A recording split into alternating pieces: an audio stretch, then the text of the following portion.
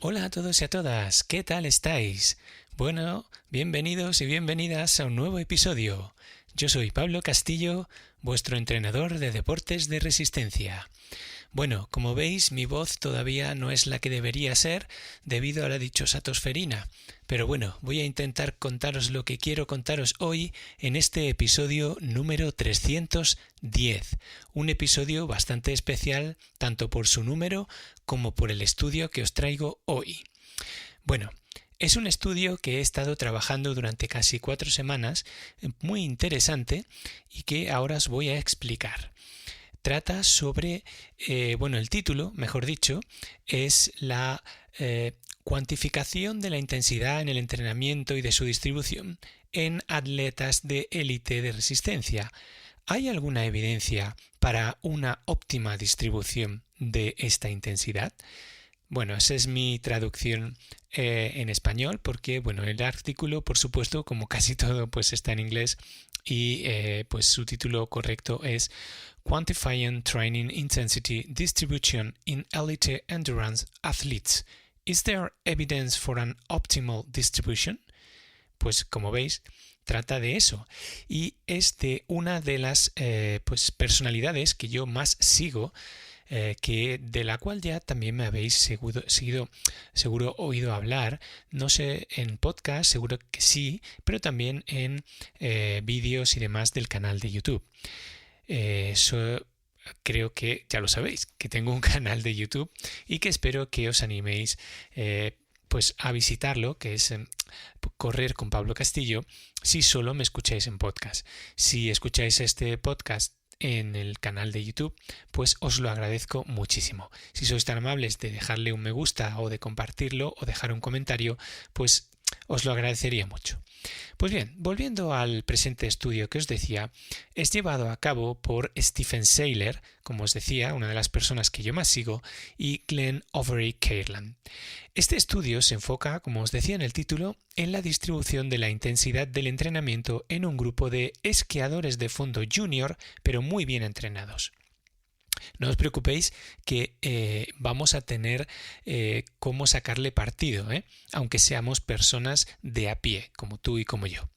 Pues bien, la investigación surge de la necesidad de entender cómo se debe organizar el entrenamiento diario para optimizar el rendimiento en atletas de resistencia de élite, pero yo añadiría de cualquier nivel de exigencia. Este tema es crucial, ya que el ejercicio de resistencia no solo depende de la duración del entrenamiento, sino también de la intensidad con la que éste se realiza. Las decisiones sobre la intensidad del entrenamiento pueden influir significativamente en el rendimiento atlético, la adaptación fisiológica y el riesgo de sobreentrenamiento. En este contexto, el estudio busca determinar si existe una distribución óptima de la intensidad del entrenamiento que maximice los beneficios de rendimiento y minimice los riesgos de fatiga, lesión o sobreentrenamiento. Vamos a ver, como siempre, qué metodología utilizaron en el estudio, puesto que esto es fundamental para saber si el estudio es aplicable o transferible a todas las personas o no lo es, ¿vale? Pues bien, en cuanto a los participantes y el proceso de estudio, participaron en el estudio 12 esquiadores de fondo masculinos cuyas edades oscilaron entre los 17 y 18 años. Estos atletas fueron seleccionados debido a su nivel de entrenamiento avanzado y a su participación en una escuela de esquí de élite en Noruega.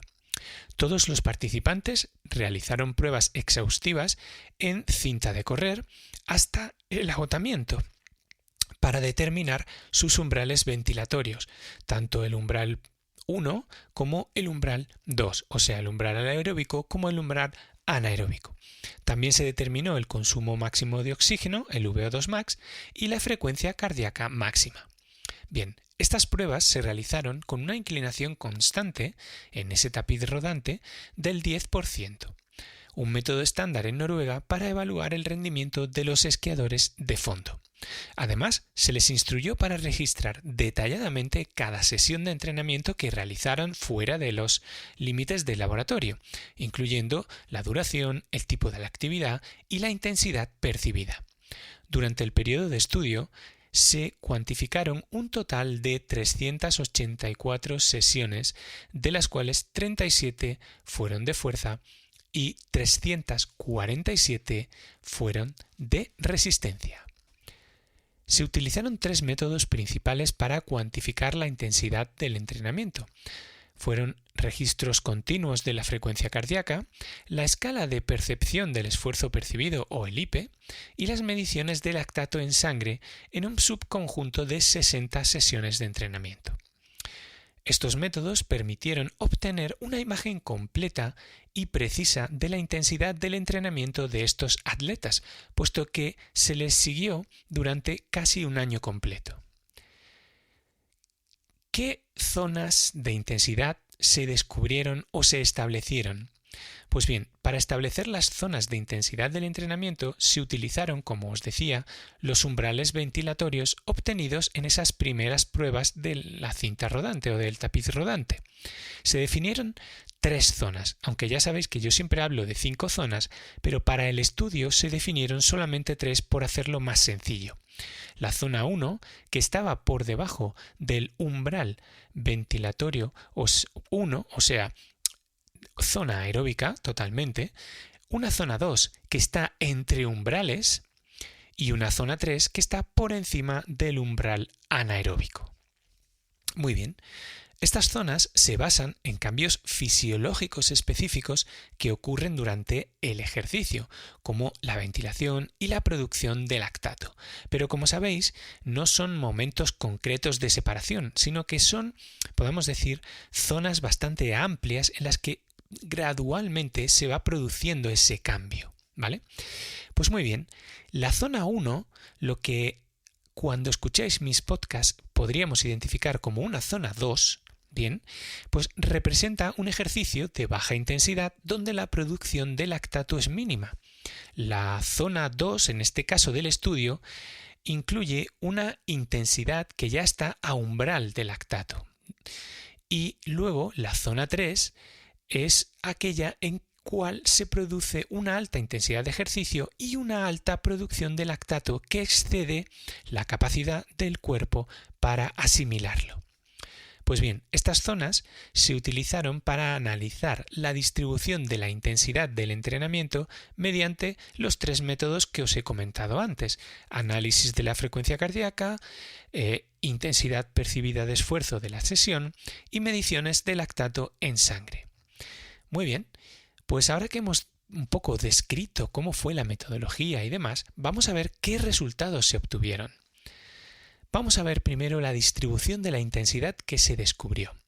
Pues bien, los resultados mostraron que la distribución de la intensidad del entrenamiento fue notablemente consistente entre los métodos que se utilizaron para medirla, como la frecuencia cardíaca o la tabla de IPE. Muy bien, en términos generales, el 75% se realizó en esa zona 1, o lo que nosotros conocemos como zona 2, lo que indica que la mayoría de las sesiones se llevaron a cabo a una intensidad baja. El 8% del entrenamiento se realizó en esa zona 2 entre umbrales, lo que sugiere que solo una pequeña proporción de las sesiones se realizó en la intensidad de ese umbral del lactato, en el que todavía producimos lactato pero somos capaces de asimilarlo. Y finalmente, el 17% del entrenamiento durante todo este año se realizó en esa zona 3, o sea, en esa zona en la que las sesiones son a una altísima intensidad, en la cual el lactato ya no somos capaces de asimilarlo. Las mediciones de lactato en sangre confirmaron estos hallazgos en los momentos en los que se pudieron realizar y mostraron que en el 71% de las sesiones estas se realizaron con concentraciones de lactato por debajo de 2 minimoles, el 7% entre 2 y 4 minimoles y el 22% con más de 4 minimoles. Estos resultados como veis, sugieren que los esquiadores de fondo junior, por muy bien entrenados que estuvieran y por muy élite que fueran, seguían un patrón de entrenamiento polarizado del que siempre os estoy hablando. Vamos a ver qué patrones de entrenamiento tenían, ¿no? Pues se observó un patrón, como os decía, polarizado de entrenamiento, con la mayoría de las sesiones realizadas claramente por debajo o por encima de la zona de acomodación del lactato. Este patrón de entrenamiento es consistente con otros estudios observacionales de atletas de resistencia de élite, pero de otros deportes, lo que sugiere que podría ser una estrategia de entrenamiento eficaz, como siempre estamos diciendo en este canal. Los atletas parecen evitar entrenar en esa zona intermedia, esa zona entre umbrales. La intensidad del umbral de lactato, porque prefieren en su lugar realizar un gran volumen de trabajo a baja intensidad en esa zona 2 y sesiones ocasionales de muy alta intensidad en esas zonas, pues hablaríamos en un grupo, en un modelo de 5 zonas, pues en esas zonas 4-5, ¿vale? Este enfoque, como veis, puede ayudar a maximizar las adaptaciones fisiológicas beneficiosas y a minimizar el riesgo de sobreentrenamiento y fatiga. Y bueno, voy a daros mi aportación, como siempre, después de haber analizado, por supuesto, el estudio original, haberlo trabajado y comparado con otras fuentes. Pues bien, la comparación de la distribución de la intensidad del entrenamiento utilizando los métodos como la frecuencia cardíaca, la tabla de intensidad percibida de esfuerzo y las mediciones de lactato en sangre no generaron diferencias significativas, lo cual nos puede decir que cuando una persona comprende su cuerpo, y por eso yo soy muy pesado en esto, de que aunque lleves un buen reloj con una buena banda de pulsómetro y demás, siempre tienes que estar pendiente de cuál es esa sensación de intensidad percibida de esfuerzo, porque al final correlaciona muy bien con esa frecuencia cardíaca que corresponde a esa intensidad. Entonces, esa consistencia que se ha visto en el estudio entre los métodos creo que es crucial para la fiabilidad de los datos que han obtenido y la interpretación que han dado de los resultados. Además, la coherencia entre los diferentes métodos de cuantificación respalda la validez de los hallazgos y su aplicabilidad en diferentes contextos de entrenamiento. Como os decía, esto es muy aplicable a atletas que están empezando, por ejemplo, ya sea en el running o en el trail running, o a atletas que se encuentran en una meseta y quieren mejorar sus entrenamientos. Pues si a lo mejor no han realizado un entrenamiento polarizado, lo suyo es que empiecen a polarizar sus entrenamientos. Entonces, como veis, aquí se pueden ver aplicaciones prácticas, puesto que este enfoque puede ser preferible a largo plazo tanto para los atletas de alto rendimiento, como vemos, ya que les proporciona un estímulo eficaz para la biogénesis mitocondrial y ayuda a evitar el sobreentrenamiento, pero también es un entrenamiento que puede ser utilizado por el atleta popular.